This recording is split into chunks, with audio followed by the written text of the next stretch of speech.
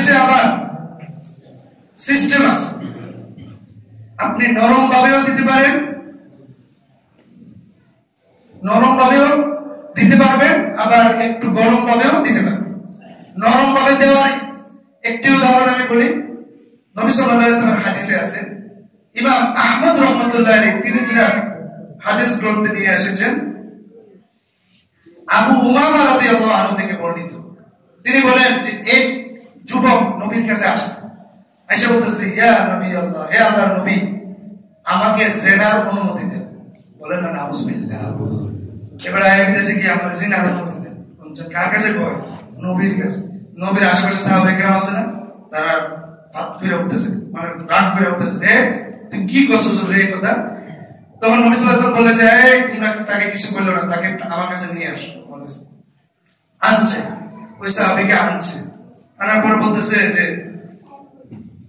তুমি জিনা করতে চাও? বলছি তাহলে তোমার আম্মার সাথে যদি কেউ জিনা করে এটা কি তুমি মানবা? বলেন যে না, আপনার উপর আমার জীবন কুরবান হোক, আমার আম্মার সাথে কেউ জিনা করুক এটা আমি কখনো চাই না, এমনকি কেউ করলো এটার অবস্থা খারাপ করে ভালো।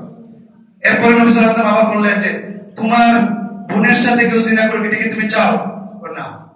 তোমার খালাম্মার সাথে কেউ করুক চাও? না। তোমার রুহুর সাথে? না। একটা করে একটা নবী সাল্লাল্লাহু আলাইহি ওয়াসাল্লাম জিজ্ঞাসা করতেছে, তখন সে বলছে না। তখন তিনি বললেন যে তাহলে তুমি যার সাথে জিনা করতে যাও সেও তো কারো মা অথবা কারো বোন অথবা কারো ফুফু অথবা কারো খালাম্মা, সুতরাং কিভাবে জিনা করবে? তারপর নবী সাল্লাল্লাহু আলাইহি ওয়াসাল্লাম তাকে তার বুকের মধ্যে হাত রাখলেন, রাখিয়া দুইটা তাপড়া দিলেন। তাপড়া দেওয়ার পরে বললেন আল্লাহুম্মা তাহহির কলবাহু। নবী সাল্লাল্লাহু আলাইহি ওয়াসাল্লাম তাকে একটা দোয়া করে দিলেন, হে আল্লাহ আপনি তার অন্তরকে পবিত্র করে দেন। বলেন না সুবহানাল্লাহ। আল্লাহ নবী সাল্লাল্লাহু আলাইহি ওয়াসাল্লাম দোয়া করে দিয়েছে। অর্থাৎ নরম ভাষায় কি করা যায়? আদেশ করা যায়, তো মানে কি করা যায়? আদেশ নিষেধ বা সৎ কাজের আদেশ করা যায়। তখন আল্লাহ নবী সাল্লাল্লাহু আলাইহি ওয়াসাল্লাম তাকে বললেন আল্লাহুম্মা তাহহির কলবাহু, হে আল্লাহ আপনি তার অন্তরকে পবিত্র করে দেন। এরপর আল্লাহ নবী সাল্লাল্লাহু আলাইহি ওয়াসাল্লাম আবার দোয়া করলেন আল্লাহুম্মা গফির যামবাহু, আল্লাহ হে আল্লাহ তার গুনাহকে maaf করে দেন, ওয়া হাসসিন ফারজাহু এবং তার লজ্জাস্থানকে আপনি হেফাজত করেন। বলেন না সুবহানাল্লাহ। এরপরে যুবক বলতেছে যে এরপর থেকে আর আমার জীবনে কোনোদিন জিনা করার আগ্রহ জন্মে নাই। বলেন না সুবহানাল্লাহ। তাইলে আমাদের দাওয়াত দেওয়ার সিস্টেম আছে, এর মধ্যে এটি যে নরম সিস্টেম, তাকে বুঝাইছে। এখানে কিন্তু মারতে পারত, মারতে পারত না নবী সাল্লাল্লাহু আলাইহি ওয়াসাল্লাম। নবী মারতে হবে কিনা? সাহাবায়ে কেরাম মধ্যে বাইরে গেলে আদা বড় মারা গেলে নবী যদি বলতে এর পিটা দেব, যা কইছে এর মাইর লাগাও, মারতে পারত, কিন্তু নরম স্টাইলে কি করছে? দাওয়াতটা দিয়েছে।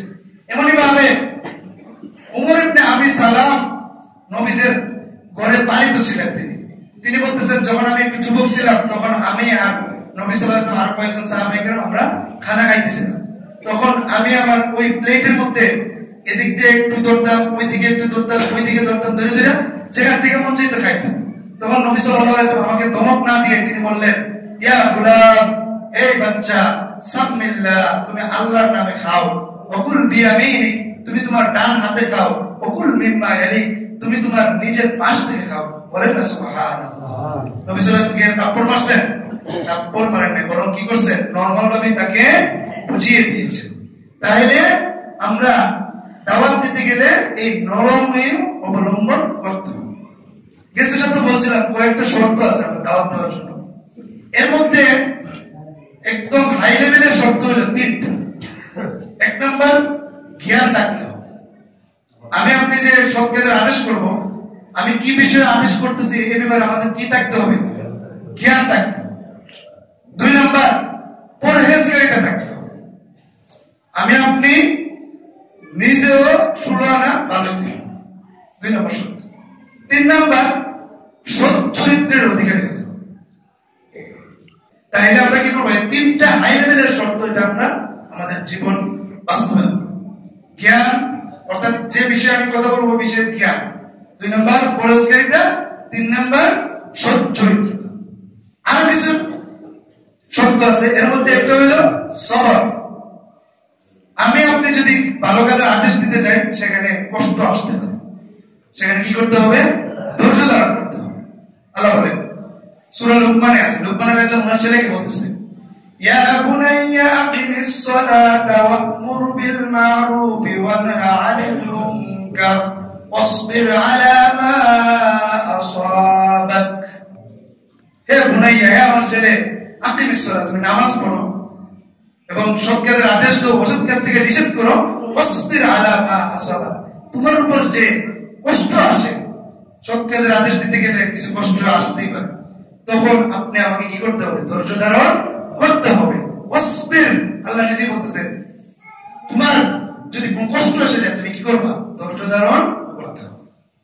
এক নাম্বার, ধৈর্য ধারণ করতে হবে।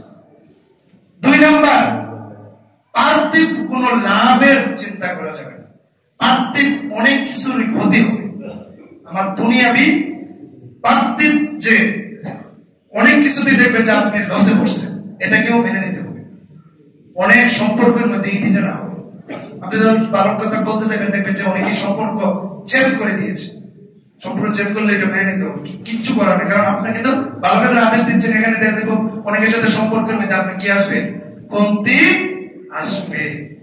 পার্থিব ক্ষতিটাকেও মেনে নিতে হবে। এমনকি দুনিয়ার, তিন নম্বর হলো দুনিয়ার কোনো আশা করা যাবে না।